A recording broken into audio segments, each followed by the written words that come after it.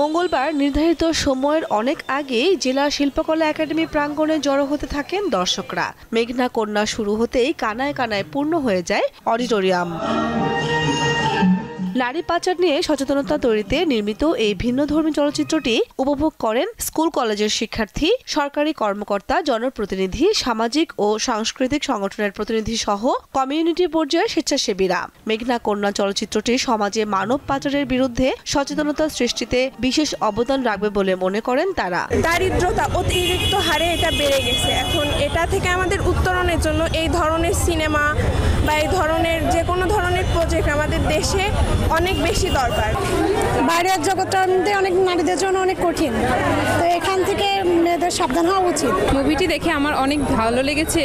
মুভিটি দেখার পর আমরা নারী সচেতনতায় উদ্বুদ্ধ হয়েছি। ঝিনাইদহ জেলার পার্শ্ববর্তী হচ্ছে সীমান্ত, তো এখানে যার কারণে সীমান্ত দিয়ে অনেক নারী পাচার হচ্ছেন, তার পাশাপাশি পুরুষরাও হচ্ছেন।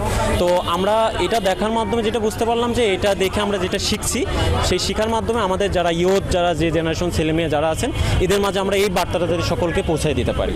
চলচ্চিত্রটি সীমান্তবর্তী এলাকার সহজ সরল নারীদের সচেতন করবে বলেও মনে করেন দর্শকরা।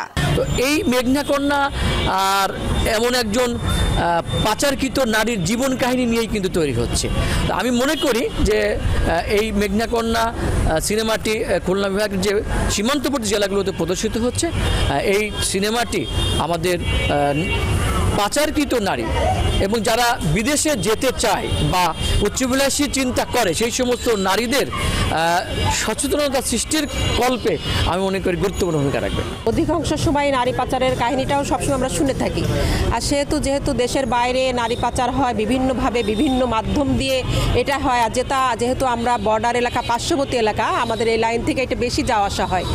সেই ক্ষেত্রে আমাদের নারীদেরকে সচেতন করার জন্যই আজকের মূলত এই স্বল্পদৈর্ঘ্য চলচ্চিত্রটা। এই ধরনের চলচ্চিত্র আরও বেশি নির্মিত হওয়া উচিত বলে মনে করেন বিশিষ্টজনেরা। এই সিনেমার মাধ্যমে আমাদের যারা দর্শক তারা উপকৃত হবে বলে আমি আশা করি, যে তারা জানতে পারবে, বুঝতে পারবে, তারা নিজেরা যেমন এই বিষয়টিতে সজাগ হবে, সতর্ক হবে, পাশাপাশি তারা অন্যদেরকেও সতর্ক করতে পারবে। এবং আজ যারা শ্রোতা বা দর্শক ছিল, এরা এই জিনিসটা যদি আমরা সব কর্নারে, সব জায়গায়, সব প্ল্যাটফর্মে প্রচার করতে পারি, তবে আজকের এই অনুষ্ঠানের এই আয়োজনের সার্থকতা থাকবে বা হবে বলে আমি মনে করি।